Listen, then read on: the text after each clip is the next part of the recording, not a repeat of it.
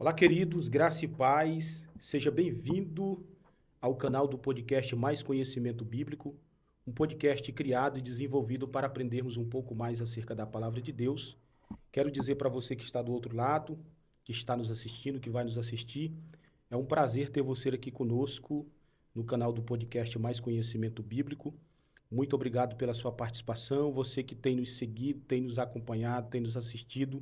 Você que tem deixado o seu comentário, você que tem compartilhado, que Deus em Cristo continue lhe abençoando.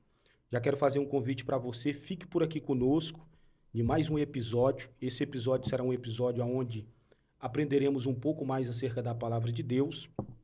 Então você não pode sair daqui.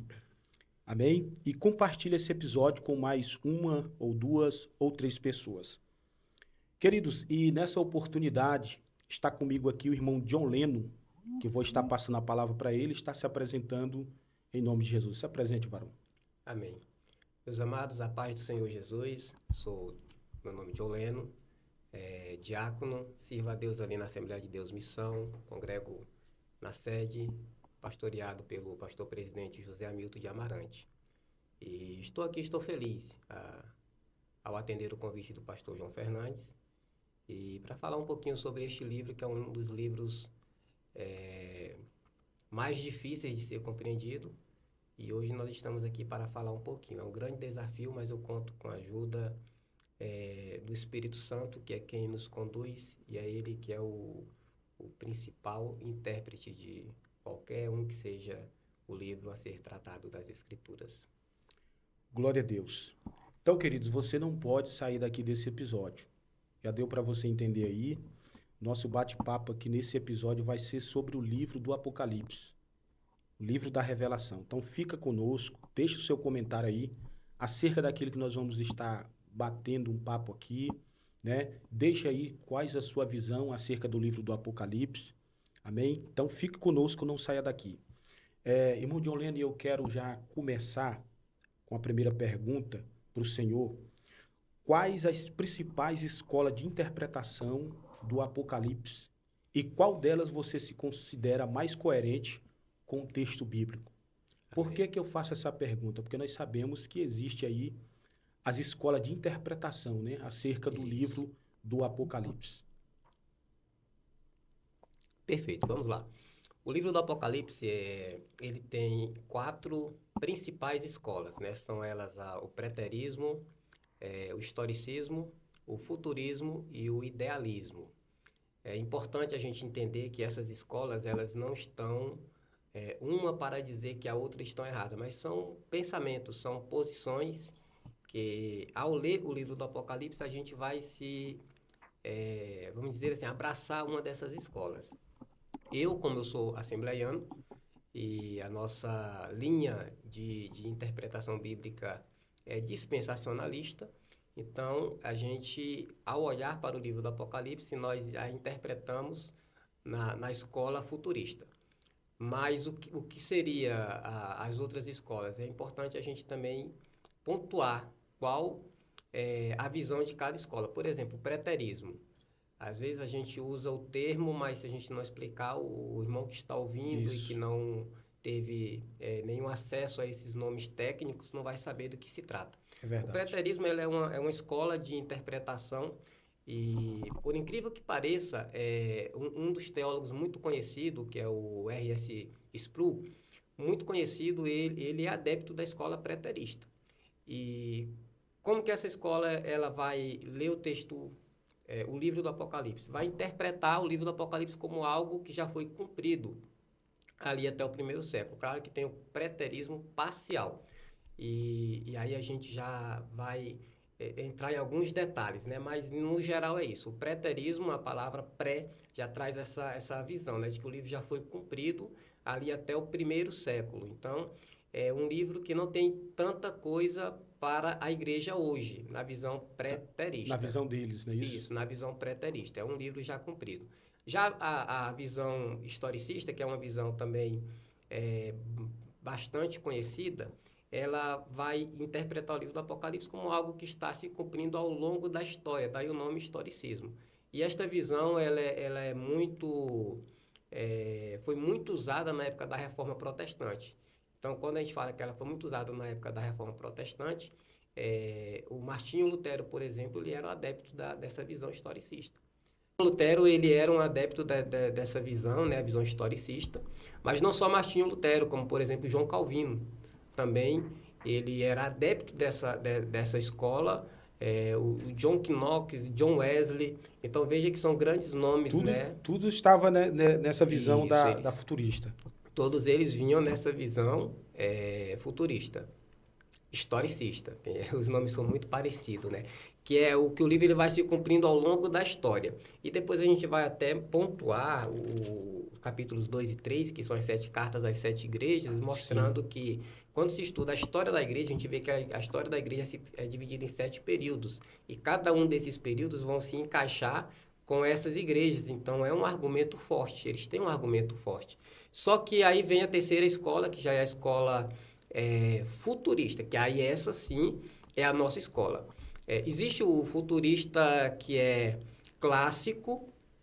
O futurista clássico, ele coloca a igreja como dentro da grande tribulação. Depois a gente pontua também essa diferença aí. Mas existe uma outra linha futurista, que é o que nós somos adeptos, que essa linha vai tirar a igreja da grande tribulação e a gente vai depois estar mostrando os fundamentos bíblicos, né, sobre a igreja passar ou não por esse período, né, que está reservado, que é um tratamento de Deus com principalmente Israel e com o mundo. Mas essa escola, a escola futurista, que é a que eu faço parte, ela faz a divisão do livro em 3 partes. E ela se pauta muito no capítulo de número 1, versículo de número 19, que é quando o anjo ele dá para João a divisão do livro. Ele se apresenta para João e fala: escreva as coisas que vistes, as coisas que são e as que hão de acontecer. Então, quando o anjo fala isso para João, ele já está dando a divisão do livro. As coisas que vistes, passado, as coisas que são, presente, e as que hão de acontecer, futuro. Então, o livro do Apocalipse, na visão futurista, se divide em 3 partes: passado, presente e futuro. E depois a gente vai mostrar qual parte do livro é passado, qual parte do livro é presente e qual parte do livro é futuro. Já a visão... e detalhe, a visão futurista, né, ela foi sistematizada por John Derby. Depois a gente pode falar um pouquinho sobre ele também, porque existe aí uma falácia sobre o pré-tribulacionismo, que é fruto de uma revelação, e aí a gente vai ver que não, é fruto de um estudo teológico, e depois foi sistematizado pelo Scofield, que ficou muito conhecido no Brasil depois da Bíblia, né, de estudo Scofield, que é a primeira Bíblia dispensacionalista, que foi publicada, né, e ela trouxe essa nova visão aí de que a igreja ela não passa pela grande tribulação. E aí a quarta escola, que é a escola idealista. Essa escola idealista ou simbólica, ela vai tratar o livro do Apocalipse como algo simbólico, né? Então, tudo que você vê, na verdade, no livro do Apocalipse é uma luta do bem contra o mal e no final, o bem vai vencer. Essa escola, ela vê o livro como dividido em 7 grandes partes e que ele é cíclico. Então, ele vai apenas repetindo as histórias, ele volta e conta de novo a mesma história, ele volta e conta de novo a mesma história. E quem foi um dos fundadores dessa escola é o tão conhecido, né, Agostinho de Hipona, muito conhecido. E nós temos... Um dos pais da igreja, né? Isso, um dos pais da igreja. Na verdade, a patrística, ela tem mais esse viés aí. Mais um nome também que ele é muito forte, comentarista bíblico, muita gente compra livros dele, e aí eu falo o seguinte: quer comprar livro? Compre. Compre todos os livros que você puder, mas saiba qual linha aquele comentarista defende. O William Hendricks, tão conhecido, tão renomado, inclusive eu tenho livros dele em casa, mas no livro do Apocalipse a visão dele é simbólica. Então a gente tem que ter cuidado. Eu gosto muito, por exemplo, dos livros do Hernandes Dias Lopes, mas o livro do Apocalipse dele, pela linha que ele defende, que também tem essa mesma linha, aí já não me serve muito pelo campo de teologia que eu fico e que eu trabalho. E essa, irmão John Lennon, é a mais que é aceitável entre o povo cristão, não é isso? A futurística. É a futurística, né, que você falou, que é a sua linha, no caso. Isso, no caso, no Brasil. No Brasil, a futurista, ela é predominante. E é a que nós vemos mais coerência bíblica? Sim, porque é claro que aí eu vou puxar a sardinha para o meu lado, né?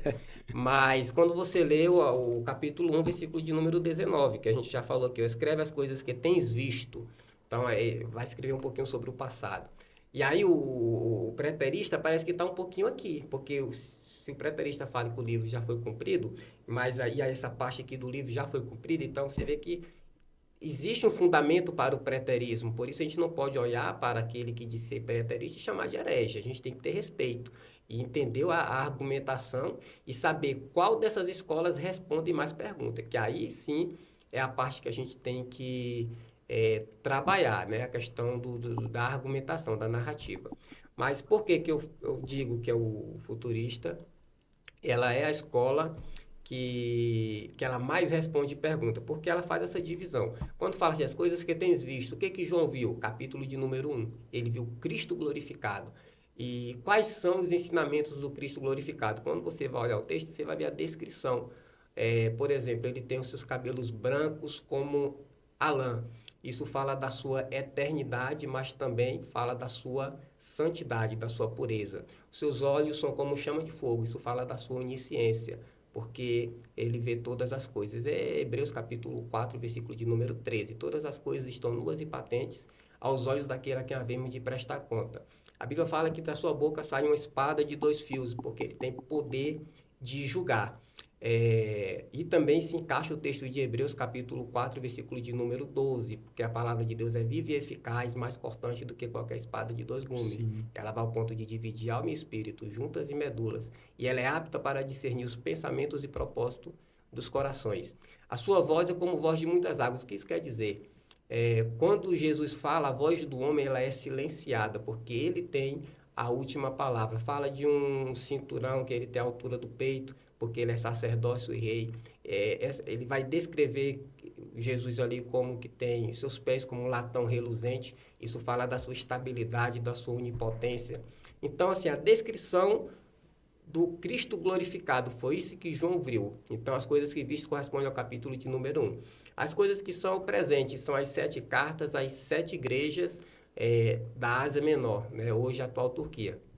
Nós sabemos que são as cartas à igreja de Éfeso, Esmirna, Pérgamo, Tiatira, Sardes, Filadélfia e Laodiceia. São 7 cartas de igrejas literais que estavam ali naquele momento, que tinham as suas particularidades. Algumas delas foram repreendidas, a maioria delas foram repreendidas, só 2 que não receberam repreensão, foi Esmirna e Filadélfia.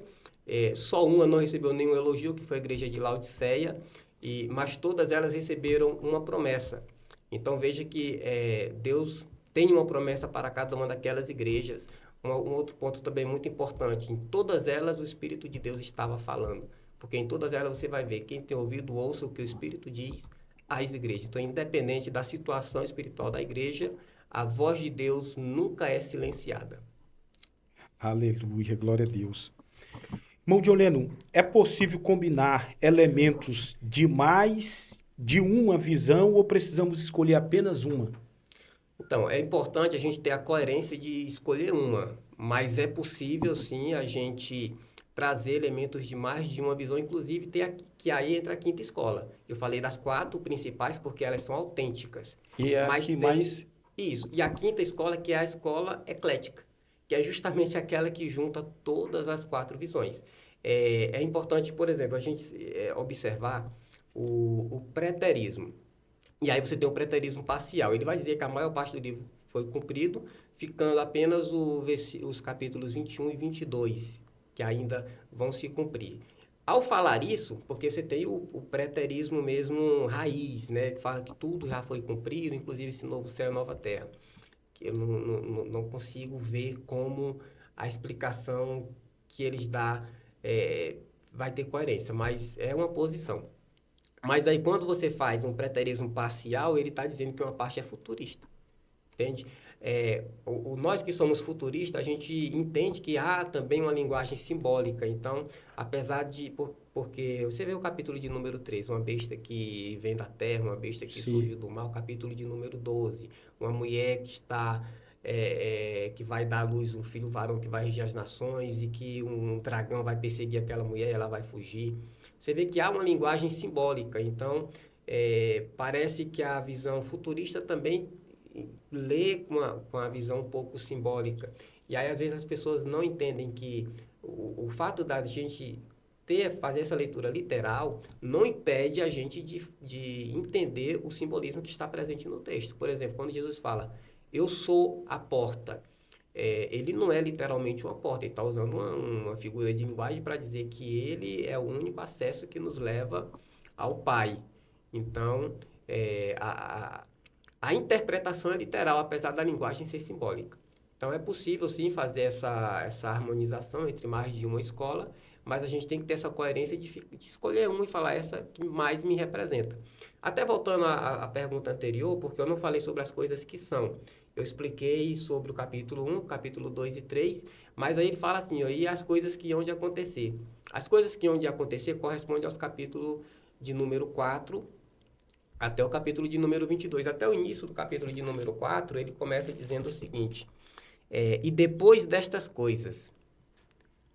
Então, veja que e depois destas coisas, ele está fazendo referência ao final do capítulo 1, versículo 19. As coisas que são, as coisas que viste, as que são e as que hão de acontecer. Ou seja, e as que depois destas hão de acontecer, a depender da versão.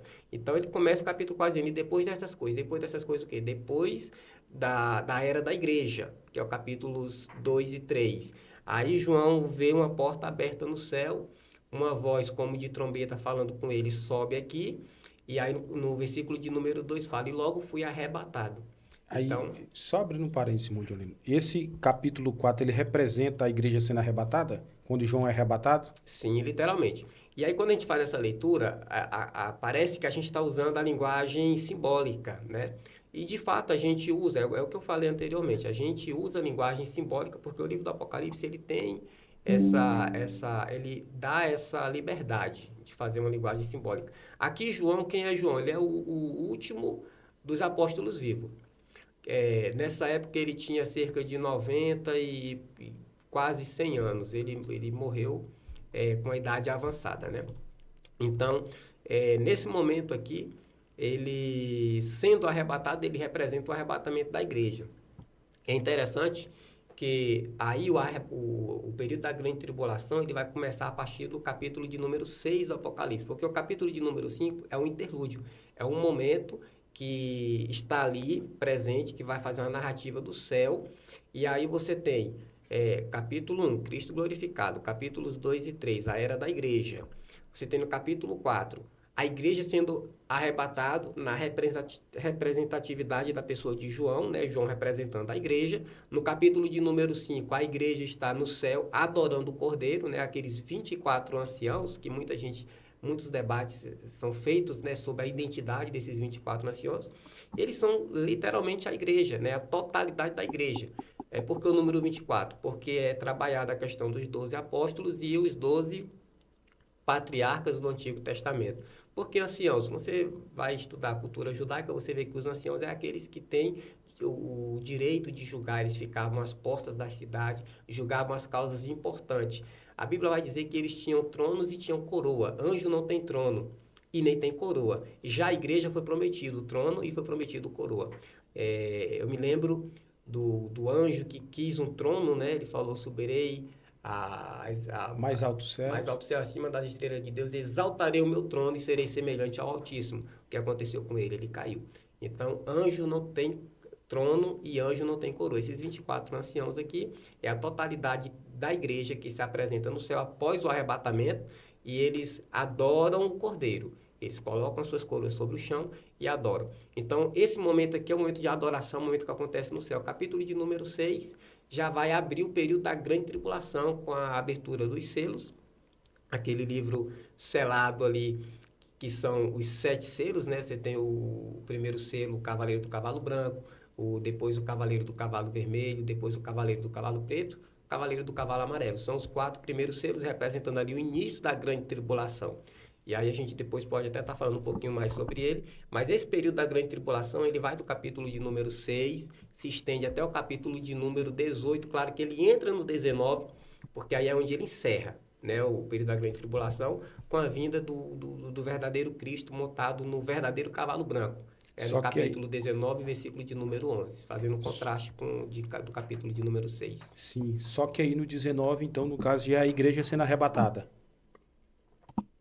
Não, a igreja foi arrebatada no 4, no 19 ela está vindo com Cristo. Não, na verdade, na verdade, o 19, ela já está sendo entronizada nas bodas. Então, quando nós falamos de céu, é importante a gente entender o seguinte: o tempo no céu não se conta como tempo na terra. A igreja ela se apresenta nas bodas logo após o arrebatamento. Então, apesar do livro ser cronológico, o livro do Apocalipse ele é cronológico. Porém, você tem que separar a narrativa terrestre da narrativa celestial. Por exemplo, o capítulo de número 5 é uma narrativa celestial. Capítulo de número 12 é uma narrativa celestial. Capítulo de número 19 é uma narrativa celestial. Então, a gente tem esse cuidado aí. Quando a igreja ela é arrebatada, automaticamente ela se apresenta no céu, ela adora o Cordeiro e ela já é colocada nas bodas. A descrição está no capítulo 19. A descrição, porque o foco aqui é mostrar o período da grande tribulação na terra. Então, essa parte que acontece no céu foi falado no 19, mas ele acontece logo após o arrebatamento. Primeiro as bodas, depois o tribunal de Cristo. Ao findar o tribunal de Cristo, que não está escrito aqui no livro do Apocalipse, porque o foco não é esse, mas a gente vai ver em Coríntios, a gente vai ver em Romanos, capítulo de número 10. Então, assim, apesar... agora eu não lembro se é o capítulo 10 ou o capítulo 5 de Romanos. Depois a gente pode estar conferindo e passando a referência certa. Mas, apesar de não estar sendo escrito no livro do Apocalipse, existe o tribunal de Cristo. Sim. E ao findar o tribunal de Cristo, aí a gente fala assim, a igreja vai estar 7 anos com Jesus. Não, a gente precisa ter essa atenção de não contar o tempo no céu como se conta na terra. Na terra serão 7 anos, literais, na terra. Mas lá no céu não tem dia e noite. Lá no céu não tem ninguém olhando a hora. São a hora do lanche. Não existe isso no céu. Então, o tempo lá não se conta como tempo aqui. Aqui é o Cronos. Lá é o Kairos. Então, não são 7 anos no céu. Não são. Pode ser um dia. Um dia. E eu ministrei o Apocalipse numa igreja aqui no Canaã. Quando foi o último dia que a gente estava falando sobre o novo céu e a nova terra, eu coloquei que a eternidade durará um dia. Eu cheguei na igreja e escrevi no quadro: a eternidade durará um dia. E isso eu nunca tinha visto. No dia de apresentar, de finalizar o livro, eu tive essa frase na minha mente. E eu entendi isso como uma revelação. Falei, eu vou colocar essa frase na igreja. Quando eu cheguei lá, o quadro estava esperando. E eu escrevi: a eternidade durará um dia. E sentei. E aí começou o culto, logo passou para mim. E aí eu expliquei aos irmãos que achou aquilo assim, diferente, né? A eternidade durará um dia. Só que é um dia que não tem fim. É um dia que a noite nunca vai chegar. Então, por isso que a eternidade durará um dia. O tempo no céu é assim. Então, a gente não pode... Totalmente diferente da terra, né?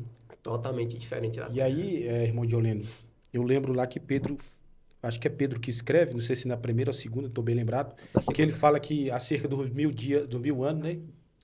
É como dia, para Deus, né? 1000 dias é como um ano. As pessoas estavam questionando naquele tempo quando que Jesus iria voltar, né? Sim. E parecia que uns estavam já desistindo da fé. Então, para dar um encorajamento, Pedro, ele vai trabalhar essa questão, né?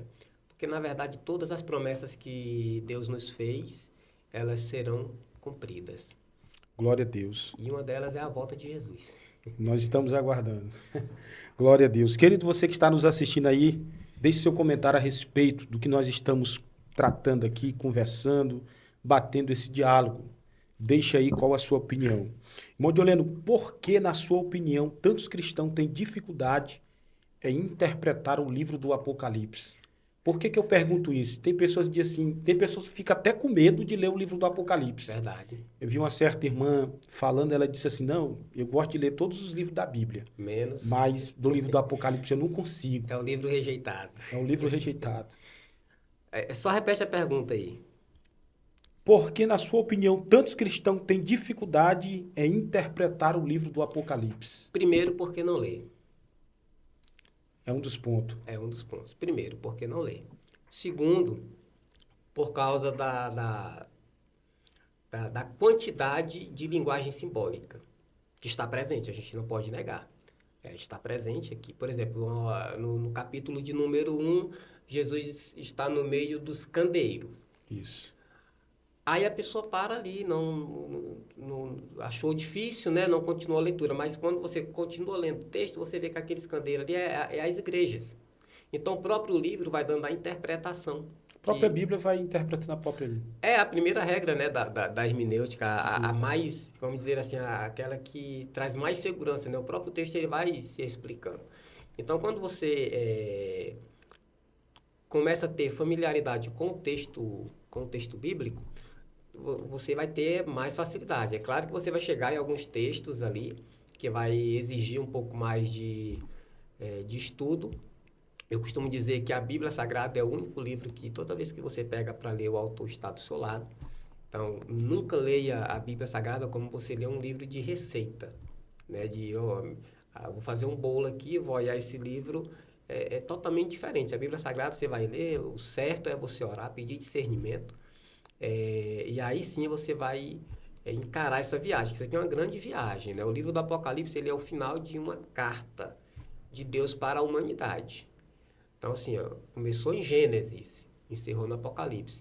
Olha só o quanto esse livro ele é tão profundo. O capítulo 1 do Gênesis está narrado ali a criação dos céus e da terra. Sim. Capítulo 21 de Apocalipse, você tem a descrição dos novos céus e nova terra. Capítulo 2 do Gênesis, você vê a descrição da árvore da vida. Capítulo 22 de Apocalipse, você vê também a descrição e a apresentação da árvore da vida. Então veja que há uma ligação muito forte, é como se no Apocalipse Deus estivesse dizendo, estou fazendo de novo. E aí também tem a palavra lá que ele usa lá que ele diz que ele é o alfa e o ômega, né? Exato. Representa o início e também o fim. Exatamente. Então você vê que é um livro que não podemos ter medo. É a irmã que você falou aí, eu não leio todos, mas o Apocalipse eu não consigo ler. Mas por quê? Porque eu tenho medo. Mas por que tem medo? Porque existe uma linguagem aqui muito forte. Quando você lê o capítulo de número 13, é uma besta que sai ali do mar com 7 cabeças e 10 chifres. E aí você fica pensando assim numa besta fera, né? Um animal muito... E aí aquilo te dá medo, mas essa é uma linguagem simbólica. E detalhe, a igreja não está aqui porque ela foi arrebatada no 4. É aquilo que eu falei agora há pouco. Então esse livro é o livro do nosso consolo. Ele é o livro do nosso consolo. E o próprio nome Apocalipse, ele já traz a ideia não de destruição. Com o passar do tempo, né, esse nome Apocalipse foi muito associado à destruição, a caos. Então você vê um filme com o nome Apocalipse, é um filme que vai retratar o quê? O caos.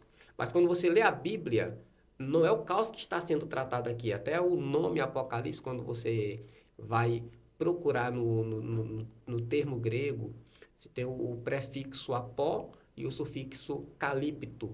A palavra apó significa tirar. E calípto significa sombra. Existe uma árvore que se usa muito para fazer carvão na nossa região aqui, que é o eucalipto. A palavra el significa boa, calipto sombra. A ideia de sombra boa. Então, apocalipse é tirar da sombra. Como que você tira da sombra? Lançando luz. Então, a ideia do livro do Apocalipse não é de um livro difícil de ser entendido. Embora tenha uma figura-linguagem, a gente não nega isso. Mas é uma ideia de uma revelação. Daí o nome revelação. E detalhe, não é a revelação do inferno. Segundo ponto, não é a revelação do caos. Terceiro ponto, não é a revelação do futuro, embora ele seja um livro futurista. E também não é a revelação do céu.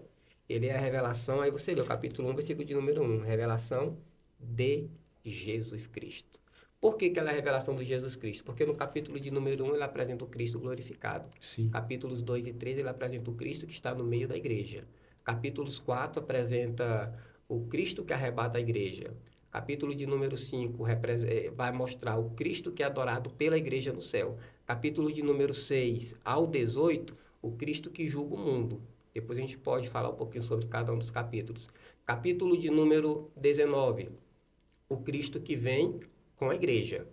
Capítulo de número 20, o Cristo que reina com a igreja, que não só reina, mas que depois julgará o mundo. Capítulo de número 21 e 22, o Cristo que está a eternidade com a igreja. Por isso, revelação de Jesus Cristo. Glória a Deus. Modioleno, para o senhor, o arrebatamento acontece antes, durante ou depois da grande tribulação? Como que você vê isso biblicamente? Certo. Primeiramente, a gente... Existe um nomezinho técnico aí que é o pré-tribulacionismo, né? O mid-tribulacionismo e o pós-tribulacionismo. Eu defendo por ser dispensacionalista, e aí até corrigindo que eu falei dispensacionalista clássico, não, é o dispensacionalista histórico, que vai dizer que a igreja, ela passa a grande tribulação na Terra. Aí o dispensacionalista clássico, que é a escola que eu sou, depois eu lembrei que eu tinha trocado aqui, é a visão que a igreja é arrebatada antes, né? Então a visão pré-tribulacionista é o dispensacionalista clássico. Eu entendo que a igreja ela não passará pela grande tribulação. E como nós estamos falando hoje só do Apocalipse, claro, a gente tem muitos outros textos aí em outras cartas, mas quando nós olhamos o Apocalipse, por exemplo, você vê a palavra igreja, né, eclesia do grego, aparecendo aqui por 19 vezes, no capítulo 1, capítulo 2 e capítulo de número 3. No capítulo 4, que é o capítulo que a igreja é arrebatada, na representatividade do apóstolo João, a palavra igreja, ela desaparece. Então, o período da grande tribulação, você tem no capítulo de número 6, a abertura dos selos. Você tem no capítulo de número 7, falando dos mártires e dos selados. Você tem o capítulo de número 8 e 9, o soar das 7 trombetas. Você tem o capítulo de número 10, o anjo grande com o livrinho na mão, que é aquele capítulo que o João come o livro. Você tem o capítulo de número 11, as duas testemunhas aparecendo na terra, né, pregando, sendo mortos, que a Bíblia vai falar que são duas oliveiras, e oliveiras ali aponta para a nação judaica, mostrando que eles são dois judeus que serão ali uma resistência. Você tem o capítulo de número 12, a mulher e o dragão, você não encontra a igreja. Capítulo de número 13, vai narrar a besta, né, que vem da terra, a besta que vem do mar, você não vê a igreja. Capítulo de número 14, você vê o evangelho sendo pregado por 4 anjos. Observa que se tem anjos pregando o evangelho, a igreja não está aqui, porque é a igreja que prega o evangelho. Você tem no capítulo de número 15, uma antecipação do derramar das 7 taças da ira de Deus, e o capítulo de número 16, a descrição desse derramar da taça da ira de Deus. Quando você lê 1 Tessalonicenses, capítulo 1, versículo 10 e capítulo 5, versículo de número 9, você vê que a igreja não foi destinada para a ira, mas para a aquisição da salvação. E o derramar da taça da ira de Deus é um momento que Deus está julgando o mundo, a igreja já foi arrebatada. Então você vê que no capítulo de número 17, você tem a descrição de uma meretriz, né, uma prostituta que está montada numa besta. Depois a gente pode também falar um pouquinho sobre essa narrativa, mas a igreja não está presente. Capítulo de número 18, a queda da Babilônia. Você tem ali no capítulo 17 a descrição de uma falsa religião, capítulo de número 18, mostrando um sistema político corrompido, ambos caindo. Capítulo de número 19, Cristo vindo com a igreja. Ou seja, no final da grande tribulação. Então, o livro do Apocalipse, que é o livro menos lido pela maioria dos cristãos, deveria ser o livro mais lido, porque é o livro que guarda a igreja. É o livro que mostra que a igreja é tirada da terra antes de Deus começar a julgar o mundo. Então a igreja, ela tinha que amar esse livro, porque ele é o livro que ele conta a história, a vitória da igreja. E se ele é o livro que conta a vitória da igreja, automaticamente ele está contando a derrota de Satanás. Agora, se tem um livro, pastor, que contasse a minha história, se existisse esse livro que contasse a minha história, e no final eu fosse um perdedor, eu ficaria feliz por este livro não ser lido. Imagina quantas pessoas estão deixando Satanás feliz por não ler o livro que conta a derrota de Satanás. Então, quando você vê, por exemplo, o capítulo de número 20, Satanás sendo preso, é uma vergonha. Lá vai dar nomes para o Satanás, vários nomes, mas o anjo que prende ele nem nome é citado, mostrando que não importa quantos nomes ele tem. Deus pega um anjo anônimo, e esse anjo tem poder para acorrentar Satanás, e ele não vai mais ter poder para sair a enganar as nações. Ele fica preso. No final dos 1000 anos ele é solto, mas ele é solto para ser derrotado mais uma vez. Porque todas as vezes que Satanás se levantou para ir contra Deus e o povo de Deus, ele caiu. Então veja que é um livro que ele conta a vitória da igreja. Capítulo de número 21, a descrição do novo céu e nova terra. E o capítulo de número 22, estado eterno, né? Dando continuidade ao capítulo de número 21, e a igreja estará para sempre com o Cordeiro, sem podemos dizer assim, sem a existência de doenças, de dor, de choro. Capítulo 21 tem uma promessa muito linda, próprio Deus enxugando dos nossos olhos toda lágrima. Quantos de nós não temos chorado por causa de um casamento destruído? Quantas mães não têm chorado por causa de um filho que se afastou ou que até mesmo teve a sua vida ceifada? E aí reverteu a ordem natural, né? O pai tendo que sepultar o filho.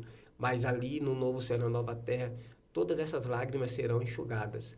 E não haverá mais pranto, não haverá mais dor, não haverá mais noite, porque o próprio Cristo ele vai trazer essa luz.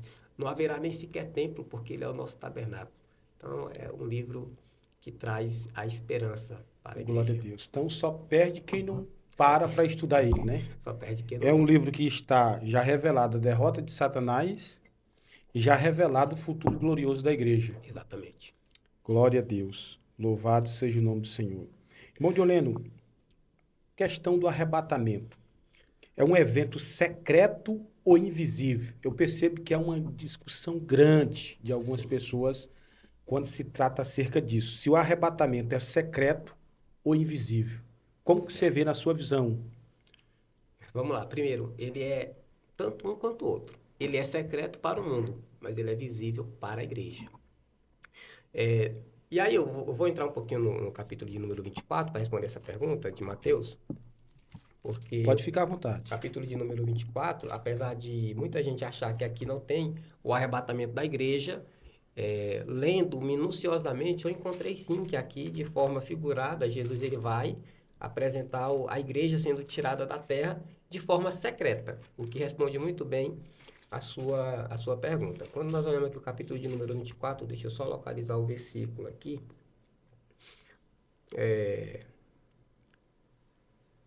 Eu tenho que localizar o versículo aqui agora. Essa parte aí, vocês cortam essa demora aí que eu não marquei, né? Eu não estava esperando, né?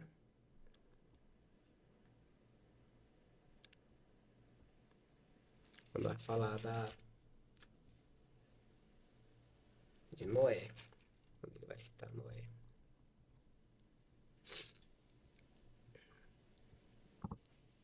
Aqui, ó, versículo 37.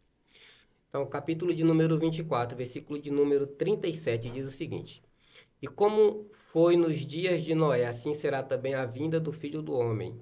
Porquanto, assim como nos dias anteriores ao dilúvio, comiam, bebiam, casavam e davam-se em casamento, até o dia em que Noé entrou na arca. Aí o versículo 39 diz o seguinte: E não o perceberam, até que veio o dilúvio. Então, Noé, com a sua família, entrando na arca de forma que ninguém percebeu. Aí isso simboliza o arrebatamento secreto. E só depois veio o dilúvio, que representa o período da grande tribulação, que o mundo todo vai ter que enfrentar após a igreja, nesse momento aqui, ser tirado. Tem um outro texto também que ele é muito forte para responder essa questão, que é Hebreus, capítulo de número 9, versículo de número 28. Esse texto eu gosto muito, porque ele vai responder muito bem essa questão. Versículo de número 28 diz o seguinte: Assim também Cristo aparecerá uma vez para tirar os pecados de muitos. Um outro texto também que responde muito bem essa questão é Hebreus, capítulo de número 9, né, o versículo de número 28, que diz o seguinte: Assim também Cristo, oferecendo-se uma vez para tirar os pecados de muitos, aparecerá a segunda vez sem pecado, aos que esperam para salvação. Essa palavra aparecerá no grego, ela tem um significado muito forte. Então veja só, no grego essa palavra é optesetai, e ela significa ser visto. Então veja, o que o texto está dizendo de uma forma literal, que Cristo aparecerá a segunda vez e será visto por aqueles que o aguardam para a salvação. E eu te pergunto, quem é que aguarda Cristo aparecer para a salvação? É o mundo ou é a igreja? É a igreja. Sim. Então ele será visto por estes que aguardam a sua vinda. Então, no momento do arrebatamento, ele será visto pela igreja, mas não pelo mundo. Então, o arrebatamento ele é secreto. Glória a Deus. Queridos, você que está do outro lado aí, qual o seu entendimento, né? Qual a sua visão acerca desse assunto? Para você, o arrebatamento é um evento secreto ou invisível? Deixa aí nos comentários. Irmão Dioleno, a diferença entre o arrebatamento e a segunda vinda? Há sim uma diferença muito grande. Inclusive no próprio texto grego, né? Porque a palavra arrebatamento ela vai aparecer em 1 Tessalonicenses, capítulo de número 4, se eu não me engano, versículo de número 17. E ali no texto grego é harpazo, que é a ideia de ser tirado com força, Sim. ser transportado com força. Essa é a ideia. Raptado também, né? Raptado, né? Já a palavra vinda, que você vai encontrar, né, vários textos na Bíblia, no grego ela é parousia. Inclusive no livro do Apocalipse, capítulo de número 1, versículo de número 7. Ela aparece ali também. Que Cristo virá sobre as nuvens, todo olho verá. Muito usado de forma equivocada pelos irmãos pré-tribulacionistas, por não analisarem o contexto.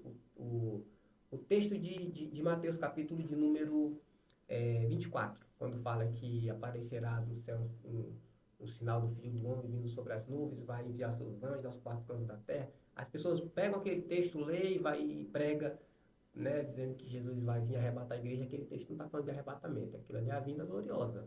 Aquela vinda que todo olho vai ver. Então, no caso, já ele voltando com a igreja. Isso. Então, a primeira diferença é que no arrebatamento o mundo não vê. Na vinda dele, o mundo vai ver. No arrebatamento, ele vai vir sobre as nuvens somente. Na sua vinda, ele vai pisar seus pés no Monte das Oliveiras. Você tem, inclusive, o texto de Apocalipse 19, né, a partir do versículo de número 11. Você tem Zacarias, capítulo de número 14. Sim. A descrição desse momento em que ele vai vir colocar seus pés no Monte das Oliveiras. O monte vai se fender ao meio, vai abrir-se um vale, né? Inclusive, esse vale que vai ser aberto ali é o mesmo vale que as nações serão julgadas, né? Porque vai ter o julgamento das nações após o anticristo ser derrotado com o sopro da sua boca. Está escrito em 2 Tessalonicenses, capítulo de número 2. Então, o anticristo será destruído, ele e o falso profeta serão lançados vivos no lago de fogo, né? Conforme Apocalipse, capítulo de número 18, 19, vai narrar essa história, porque eles inauguram o lago de fogo, ficam ali queimando por 1000 anos, até, né, depois o juízo final, todos os ímpios serão também lançados no lago de fogo, e ali já estarão, né, o anticristo e o falso profeta. Então, tem essas diferenças, inclusive no texto grego, são palavras diferentes, e nós temos essa descrição. O próprio Mateus capítulo de número 24, versículo de número 3, versículo 27, 37, são versículos que falam da vinda e não do arrebatamento.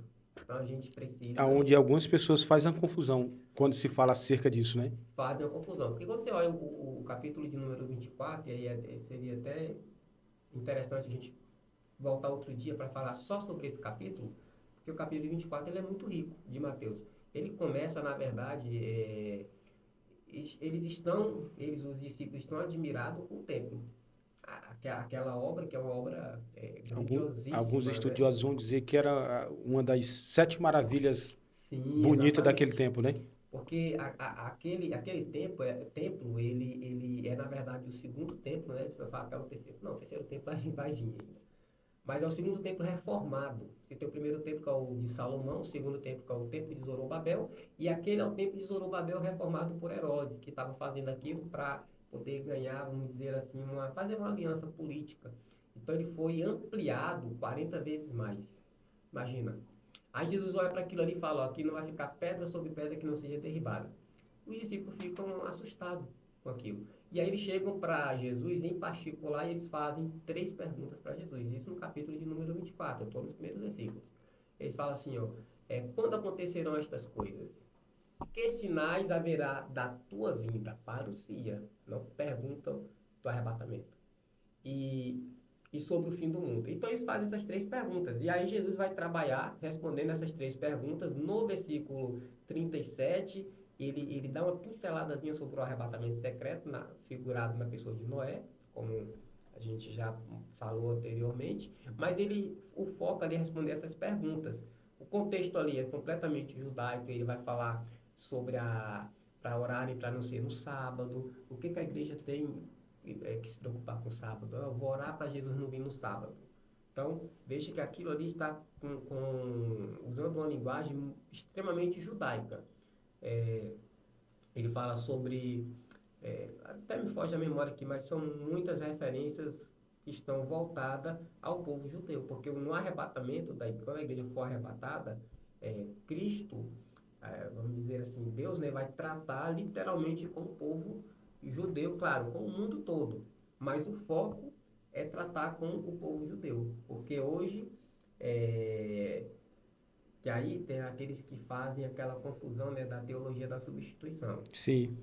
Que são os aliancistas, né? Que são as grandes, acho que a gente poderia ter começado falando sobre as grandes principais escolas, linhas de interpretação, não é na escola. É o dispensacionalista e o aliancista. O aliancista é aquele que vai dizer que Deus renovou a aliança de Israel com a igreja, como se fosse a mesma coisa. Então a igreja substitui, a teologia da substituição.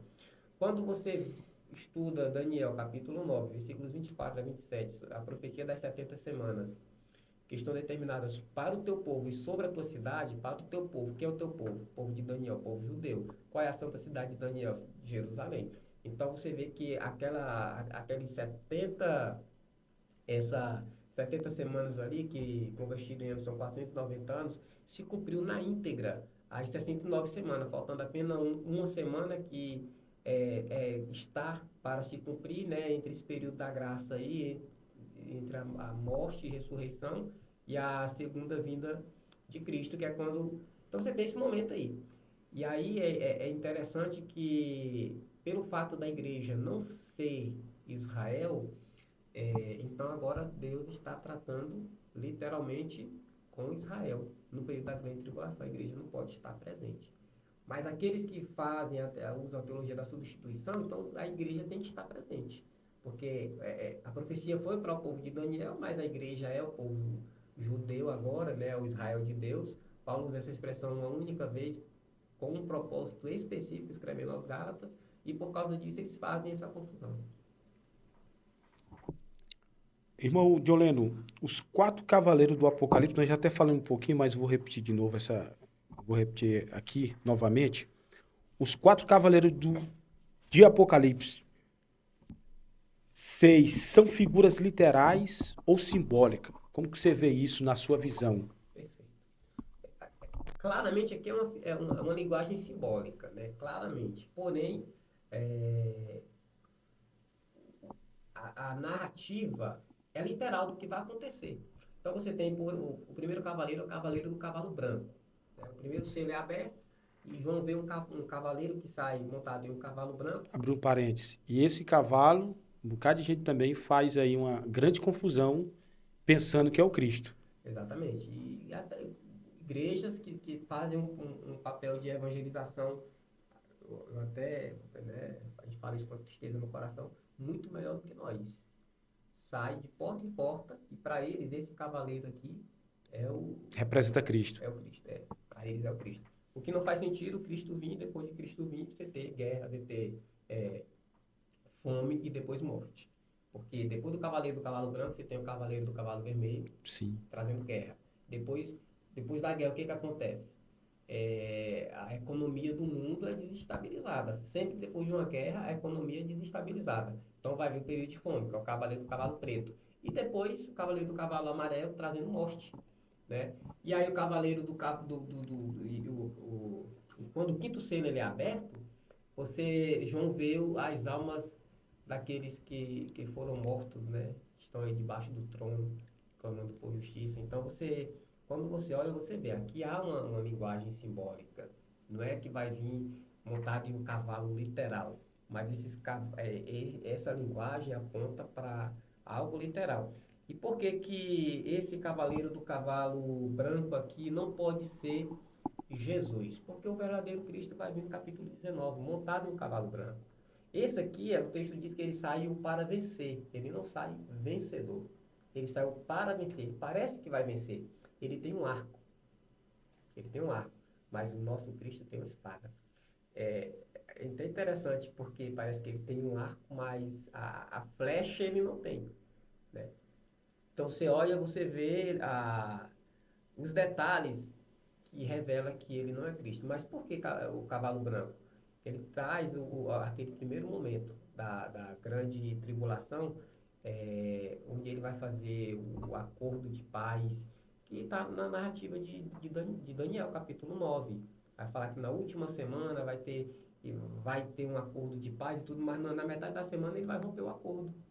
Então, justamente esse cavaleiro do cavalo branco aqui, ele representa esse primeiro período, os 3 anos e meio, que na linguagem apocalíptica vai tratar como 42 meses, ou 1.260 dias, ou um tempo, 2 tempos e metade de um tempo. Você tem essa linguagem mostrando que isso tudo representa um período de exatamente 7 anos, porque se a metade é 42 meses, que é literalmente 3 anos e meio, então Sim. esse é o momento de falsa paz. O mundo vai olhar para aquele líder político, vai ver ele fazendo com que judeus e muçulmanos agora estão adorando no mesmo lugar. Então, esse camarada é o Cristo que nós estamos esperando. Os próprios judeus que não receberam Cristo, quando vê esse camarada, vão entender que ele é o verdadeiro Cristo. Só que Paulo vai trazer esse detalhe muito importante no capítulo 2 de Tessalonicenses, né? Ele vai exigir, inclusive, adoração. E quando ele exige adoração, então os judeus vão abrir seus olhos. Esse camarada, então, não pode ser o Messias. Porque os judeus eles foram curados da idolatria a partir do cativeiro babilônico. Quando você estuda o cativeiro babilônico, ele teve um viés muito importante ali, e Deus tratou esse pecado com o povo judeu. Hoje eles não idolatram. Então, veja bem. Então, nesse momento em que eles agora vão rejeitar, agora eles vão passar a ser perseguidos. Aí é o período em que começa a Então, grande tribulação de fato. Então, no caso, 3 anos e meio de uma falsa paz e depois o negócio aperta. Depois o negócio aperta. E vai apertando de forma gradativa, porque você tem os selos, depois trombetas, depois as taças da ira de Deus. Quando você estuda as trombetas e depois as taças, você vê que nas trombetas o juízo de Deus ele ainda era parcial. Sim. Pegava a terça parte do mar, a terça parte daqui. Mas quando você vai para as taças, não. Não tem mais essa ideia. Tudo que é atingido 100%. Então, a primeira fase da grande tribulação, ela é uma falsa paz, até para ele consolidar o seu governo. Depois, você tem esse período aí de grande tribulação, de fato, né, que é a segunda metade, e de forma gradativa, ela vai aumentando e vai se intensificando. Você vê o anticristo, você vê o falso profeta, mas não podemos nos esquecer que tudo é a mão de Deus, é o derramar da taça da ira de Deus. Eles estão sendo usados, sim, de uma forma soberana, de uma forma que às vezes a gente não consegue explicar. Deus está no controle de tudo. Assim como na época de Nabucodonosor. Ele estava fazendo exatamente aquilo que Deus queria que fosse feito com o povo judeu. Eles precisavam passar pelo processo e Deus precisava usar alguém. E ele usou Nabucodonosor. Glória a Deus. Uma aula, hein? Louvado seja o nome do Senhor. O que significa a igreja estar vestida de linho fino e puro? Esse texto de Apocalipse 19, não é isso? Sim. Vamos aqui para o texto. O versículo de número 8. E foi-lhe dado que se vestisse de linho fino, puro e resplandecente, porque o linho fino são a justiça dos santos. Então veja que o texto ele já dá a interpretação. Já interpreta, né? O linho fino aqui são a justiça dos santos. Detalhe, um ponto importante. não é que a igreja ela se veste a si mesma de justiça. Foi-lhe dado que se vestisse. Então, a justiça aqui é de Cristo. Esse é um ponto importante. E aí a gente lembra do que Paulo escreveu aos Efésios, capítulo 2, versículo de número 8. Que a nossa salvação, ela é pela graça, por meio da fé. E isso não vem de vós, é dom de Deus. Então, eu até brinco muito quando eu falo sobre essa questão aqui, quando eu falo brincar no sentido legal da coisa, né? Que nós não somos capazes de fazer nada para Deus. Porém, Ele nos capacita a fazer a sua obra e depois Ele nos dá um prêmio. Olha só como que a graça de Deus ela é grande, né? É algo poderosíssimo. Então, você vê que nesse texto aqui, a igreja ela recebe essa vestimenta. Fazendo, inclusive, um contraste com o capítulo de número 17, que aquela prostituta ela está adornada de ouro e tudo. Sim. Você vê que ali há uma ostentação. A igreja ela não se veste de ostentação. Ela se veste de um linho fino, puro. Enquanto que a meretriz de Apocalipse 17 ela é impura, a igreja é pura. E é resplandecente. Por quê? Porque as nossas obras, a obra da igreja, ela não tem que ser oculta. A igreja não tem que se envergonhar ou fazer nada em oculto. Se ela precisa fazer algo em oculto, aquilo que está sendo feito em oculto não é aquilo que Jesus lhe ordenou que ela fizesse. Porque as obras da igreja têm que ser vistas pelo mundo. Por isso, Jesus falou que nós somos luz. E aí você não pega uma luz e coloca debaixo de uma mesa e cobre. Não, você coloca ela em um lugar para ela ser vista, para ela clarear tudo que está ao seu redor. E aí é interessante também, se a gente pular alguns versículos, o versículo de número 17. Eu vou pegar aqui o versículo de número 13. E estava vestido de uma veste salpicada de sangue. Está falando de Jesus. E o nome pelo qual se chama é Palavra de Deus. Versículo 17. E seguiam-nos os exércitos. Mas que exército era esse? Exército de anjo? Não. Que há no céu em cavalos brancos e vestidos de linho fino, branco e puro. Então veja que o versículo de número 8 fala que a igreja recebe essa vestimenta. O versículo de número 14 fala que ela está vindo com Cristo. Ela é chamada de exército e ela está usando essa vestimenta que ela recebeu no versículo de número 8. Um detalhe, aqui eu estou na parte em que Cristo é visto montado em um cavalo branco. Sim. Então, e a igreja está com ele. Porque na parousia, a igreja vem com Cristo. Ele guerreia, a igreja não guerreia. A guerra é de Jesus. Ele guerreia. Na verdade, não tem guerra, tem um massacre, né?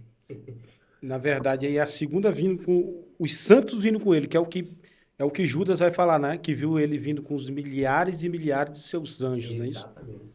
De seus santos. Isso. Então, você tem essa ideia aqui, essa vestimenta, inclusive fazendo esse contraste com a meretriz do capítulo de número 17. Irmão Diolene, para nós correr para finalizar, acho que nós estamos quase com mais de 1 hora. Para nós correr aí, para o senhor, quem são as duas testemunhas? É Moisés? Ou é Elias? Eita, rapaz. Ou é algo neutro? É neutro, mas vamos lá, vamos explicar o porquê, né? Primeiro porque o texto é Apocalipse 11, vai falar das duas testemunhas, vai dizer que elas são duas oliveiras. Quando você vai olhar o texto bíblico, a oliveira no Antigo Testamento, ela é muito usado para representar o povo judeu. Sim. Então, a ideia ali é de que são dois judeus. Aí, beleza, algumas pessoas vão dizer o seguinte, é Moisés e Elias, ou Elias e Enoque. Sim. Você tem essa posição. Vamos lá, por que não pode ser Elias e Enoque? Porque o texto já fala que eles são judeus, pelo fato de serem oliveiras. E Enoque não é judeu porque Enoque antecede Abraão. Então não pode ser Enoque e Elias. Então seria Elias e Moisés. Também não pode ser Elias e Moisés porque a Bíblia diz que Moisés morreu e Hebreus 9 vai dizer que ao homem está ordenado morrer somente uma vez, vindo depois disso o juízo. Moisés não vai quebrar algo que Deus já determinou. Então, assim, conheço muita gente que fala é Moisés e Elias ou Enoque e Elias, mas não pode ser.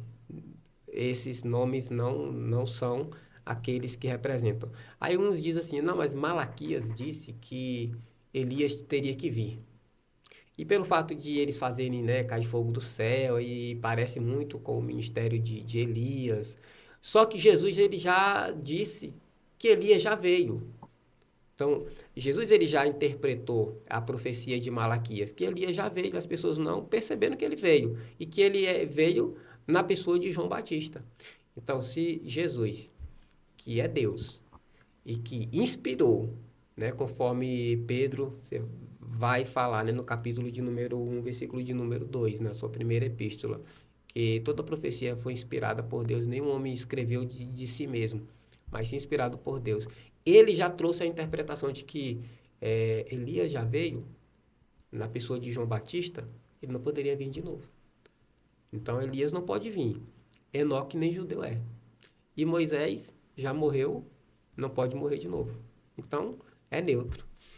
Então, e é perigoso colocar ponto de continuação onde a Bíblia se cala, né? Exatamente. Tem uma parte aqui que eu acho muito interessante no livro de Apocalipse, que João, logo no capítulo de número 1, a gente falou bastante aqui, o versículo 19, o anjo fala assim, ó, escreve, né? Só que mais na frente ele ouve vozes de trovões. Aí ele vai escrever. E o anjo falou assim, ó, sela, não escreve o que os trovões falaram. E aí eu acho interessante que tem gente que quer dizer o que João não escreveu. O que o anjo proibiu João de escrever, tem gente que quer falar, não, o que os trovões falaram foi isso ou foi aquilo. Outros querem dizer o que Jesus escreveu na areia. Se o próprio apóstolo não escreveu, né, o que Jesus escreveu na areia, não cabe a nós também estar falando aqui aquilo que não está claro. Aquilo que está claro, vamos falar. Aquilo que não está claro, a gente deve se calar. É Deuteronômio 29, 29, né? As coisas reveladas são para nós, para nossos Exato. filhos, e ocultas são para Deus. Exatamente. Monte Olendo, nós estamos chegando ao final. Olhando para essa câmera aqui, deixa uma mensagem aí para o povo de Deus. Amém. O livro do Apocalipse, meus irmãos, é um livro que deve ser lido. É um livro que deve ser amado. É um livro que deve ser estudado, porque é o livro da nossa esperança. E eu quero deixar para vocês um versículo no capítulo de número 21, o versículo de número 4. E Deus limpará de seus olhos toda lágrima, e não haverá mais morte, nem pranto, nem clamor, nem dor, porque as primeiras coisas são passadas. Dito isso, eu quero dizer que se você está passando por um momento de dor, por um momento de uma batalha espiritual ou de qualquer outra ordem, o que este livro está revelando para nós é que se nós estivermos firmes, se nós estivermos na rocha que é Cristo, se nós estivermos cumprindo aquilo que Ele nos capacitou para cumprir, porque se nós conseguimos fazer, porque Ele nos capacitou, há essa promessa é gloriosa. Eu não sei como que você está, mas eu sei que Ele pode mudar a sua situação, Ele pode resolver a sua situação. Tem um outro texto que eu gosto muito, Paulo escrevendo na sua segunda carta aos Coríntios, no capítulo de número 5. Deixa eu ir aqui no texto, porque senão eu vou citar o texto errado, embora eu sei citar o texto, mas eu não quero dar a referência errada. É o capítulo de número 4. Capítulo 4, versículo de número 17. Porque a nossa leve e momentânea tribulação produz para nós um peso eterno de glória muito excelente. Observa. A nossa leve e momentânea tribulação produz para nós um peso eterno de glória. A tribulação, pastor, é leve. A glória é pesada. A tribulação é momentânea. A glória é eterna. Então vale a pena ser fiel. Glória a Deus. Queridos, nós estamos chegando ao final.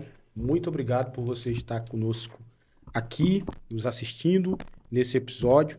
Deixe seu comentário, seu like e compartilhe com o máximo de pessoas. Monte Olendo, sua palavra final aí, agradecimento e nós finaliza. Só agradecer primeiramente a Deus pela oportunidade, pelo dom da vida, por ter nos escolhido, né, para fazermos aquilo que muita gente não tem coragem de fazer, né? Sim. Que é ensinar as escrituras, né? Com seriedade. Eu sou muito grato a Deus, sou grato pelo convite, por este programa, Glória a Deus. que é um programa que tem trazido mais conhecimento bíblico, né? Para pessoas que queiram, né, se aprofundar na escritura. Tenho visto os temas que aqui têm sido tratados, temas muito importantes. Então, eu sou grato a Deus, sou grato também pela minha família. Não posso deixar de citar aqui, senão quando eu chegar em casa pode dar ruim, né? Minha esposa, Rayane, né? Eu tenho 2 filhos lindos, o Brendo, a Tayla. Então, eu sou muito grato a Deus pela minha família. E no mais é isso. Glória a Deus. Queridos, muito obrigado por você estar aqui conosco. Até o próximo episódio, no nome de Jesus.